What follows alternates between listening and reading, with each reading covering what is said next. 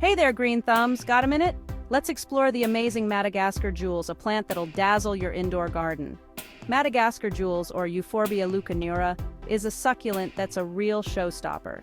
Its broad, jewel-like leaves with striking white veins are just the beginning. This plant can grow up to 3 feet tall indoors and may branch out like a little tree.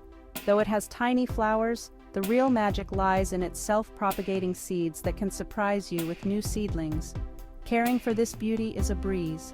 Place it in bright, indirect light, let the soil dry out between waterings, and use well-draining soil. It loves warm temperatures and average humidity, perfect for indoor living. But watch out for its milky sap. It can irritate your skin and is toxic if ingested. Keep it away from pets and kids, and handle it with gloves. Madagascar Jewels is not just a plant, it's a living gem in your home. Happy growing!